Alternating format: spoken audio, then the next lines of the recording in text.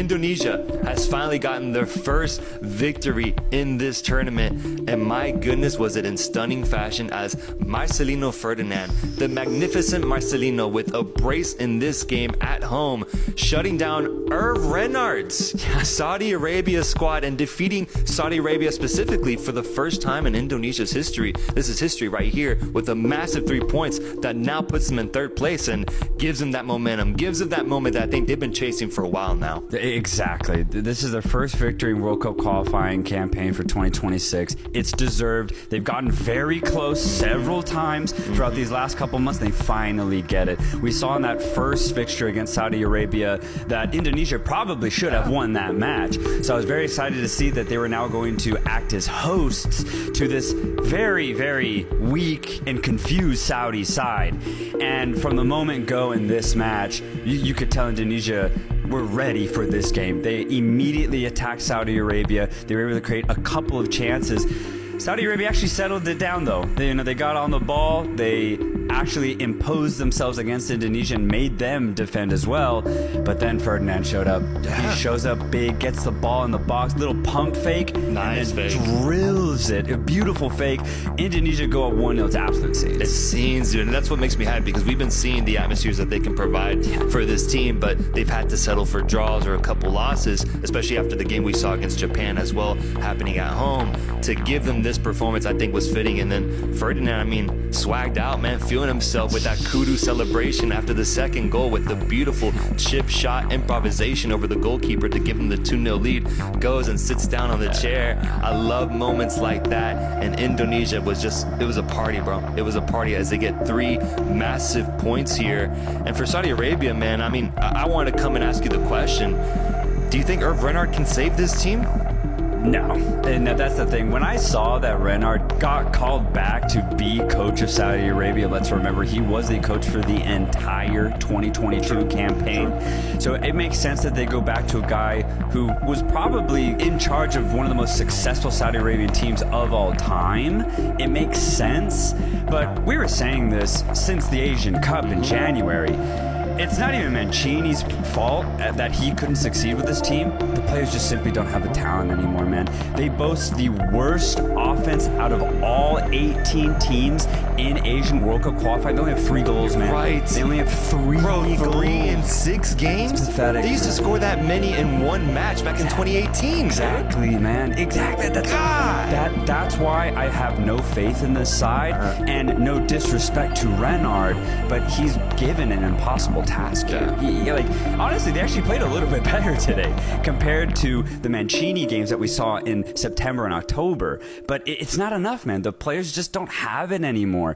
And just the young players, we've talked about this for the last couple of months, the young players that are here simply just don't have that same magic, that same intensity, that same fluidity of Saudi Arabian players of the past. Completely agreed, dude. I think it'll be a win if they're able to make it any of that 3rd or 4th qualification spot, given the state of this team offensively.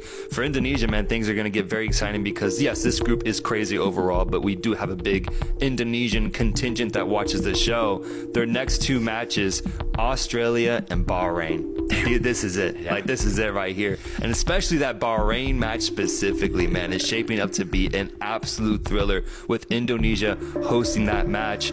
It's going to get crazy, bro. Yeah. It's going to get crazy as Indonesia sits in 3rd place now, Saudi Arabia in 4th. Yeah, this is going to be honestly defining these next 2 matches for Indonesia. It's going to get really emotional, man, because we've seen in every game, I guess minus the Japan game, Indonesia get very, very close to winning. And finally they were able to pull it off here.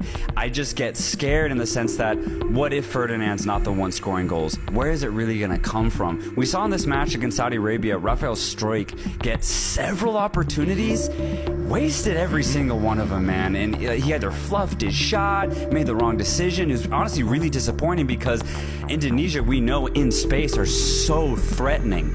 And if Ferdinand's not finishing these chances, chances, I get worried that the rest of Indonesia is going to waste those chances. So the other players outside of Ferdinand are going to have to step up in front of goal if Indonesia want to qualify for this World Cup. The thing is, the energy's there, the spacing's there, the defense is now there. We said the defense is greatly improved, and it has. They got a clean sheet today. The problem is I just get worried if other strikers aren't going to show up. Yeah, no, we had Ragnar also, I think, had an opportunity today that he couldn't put past the goalkeeper. And either this one or a Japan game, I remember.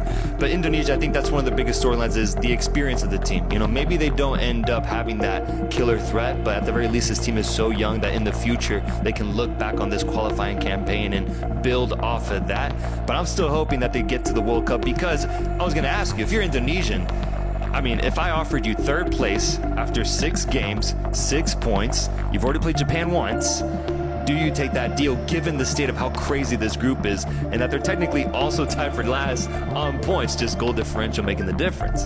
I think. Would you take it? No. I think if it's this tight, man, you got to go for second place. You got to give it everything to go for second place. You got to make calls to Rafael Stroik every week and be like, how you doing, man? You doing good? Make sure he's okay. Yeah. Give him a massage. Scoring in training, you know, just stuff like that. Get everyone on a nice morale, bro, because I honestly didn't think it'd be this good 6 matches in. They're a point behind automatic qualification. That's crazy. It's crazy. That's why I think you take the deal. You do, but the caveat is crazy, bro. Because last place is staring at you in the face right now, but they're 1 point from second place. They win both matches in their next window. I know that's saying a lot here, but they win both.